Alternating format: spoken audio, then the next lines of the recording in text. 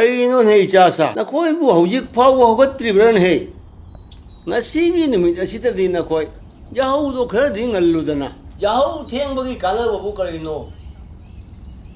Hogolo na koi bu. Hogolo.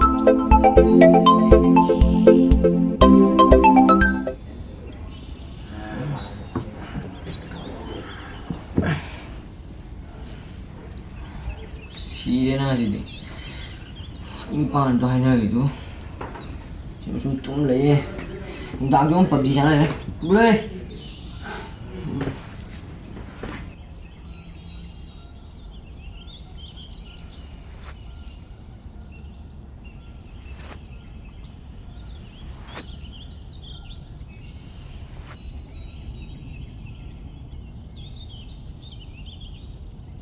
Good morning, Baba. कहीं ना बात हो गई जो कराए चलान जाओ सकते नो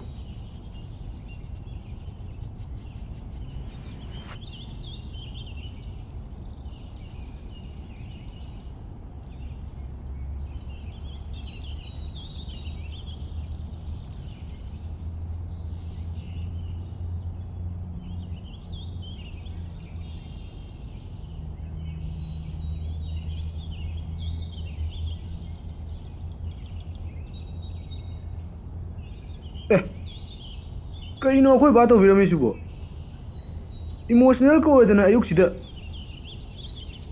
कना फोटो नोदुना अखोई मम्मी ले सारीङाइगिरो दुबो ओंथोंनसु ग्यान ताखिद्रेदा इचासिंगसे ngasi se 13 अगस्त दिन है करीनो 13 अगस्त है वो फोटो में आम जीगा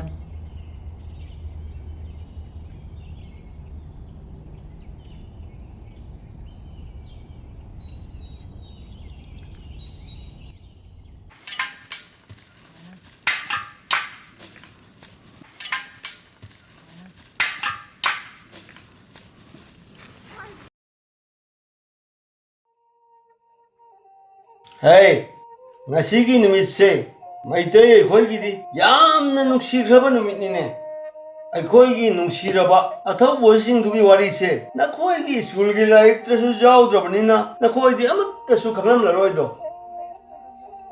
ai khoi isana isabe wari mayam se ningsing drabadi kanana ningsing bigani अदो बाबा फोटो में आम जीगा सीलिवा ड्रेस तुगा करीगे सु इमोशनल ओइरिबा पे वारी नोबा वारी सिंग लिबी दुना नचा को जो अमुक्ता ज्ञान अदुदी तारो इचासा इंग सोक लिसिंग अमा चानी पान मभोत्रा मा थोइगी वारी नि मतम अमदा मैतै एखोइ से निंग तमना खुटकन पांगन कना गिसु मतेंग जाउदना पालंबा सगै अमा ओइरमी अदुबु हाइबा सही असिदा खुटकन पांगलबा मिहौ करांबा लाल पांबा ब्रिटिशना मैतै लेबाकपु माइकै खुदिंगदगी कोइसिलमी थौना फरबा मितै मपारी तिगेंद्रजीत लुचिंगबा मैतै लानमीना खोंजोम तुरेन तोरबानदा अकनबा लाल थेंगनखी मिसिंग यामलबा ब्रिटिश की नोंमै मरक्ता थौना फरबा मैतै मपारी सिंगना थांगी जगोई साखी खोंजोम तुरेन इगी उचेल ओइना चेंथखी चिंगलेन सना अमदी पौनाबरेबासी बॉम टॉप की मई मरक्ता नोकना थवाई थाकी मितै लेबाक मीगी मिखा पोनखी मरौ लेबा ब्रिटिशना कंगला उत्तरा ममांगदा बोम कापतुना थुगाइखी इंग सोक लिसिंग अमगा चानिपान मफुत्रा माथोइगी अगस्त की 32 सुबह नुमित असिदनी थौना भबा तिगेंद्रजीत अमसुंग थंगाल जनरल अनीबु फैदापुंग मथक्ता कादुना ममा लेबाकी दमक्ता थवाइना पोंथा पीखिबा ngasi ase अगस्त की 32 मितै Imangi तपाक्ता Hwan मिचाकुम नंगालंबा अथौबो सिंगदुबु निंगसिंगबो नुमित असिदा अथौबो सिगी खुबमदा चत्तुना लैसु कलुरसी चसिलाउ इचासा नखोसु नफिनरोन होंदोकलो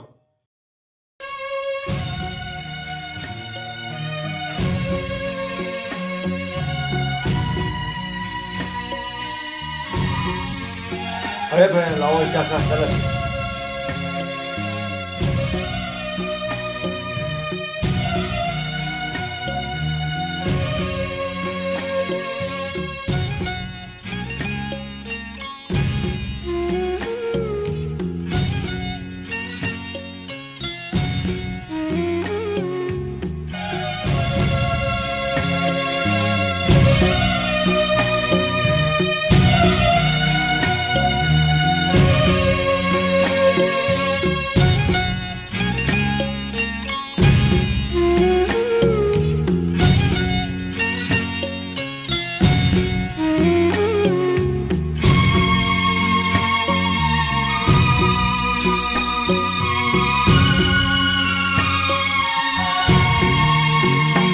Chatloko ngasidi at hauba ay ko'y di hayeng gidamata Chatloko ngasidi at hauba ay ko'y di hayeng gidamata Imalay baki mapari Pari lagtagi at hoy ba Pataw nung siya Pataw nung siya panggan ba Chatloko ngasidi at hoy ba ay ko'y di hayeng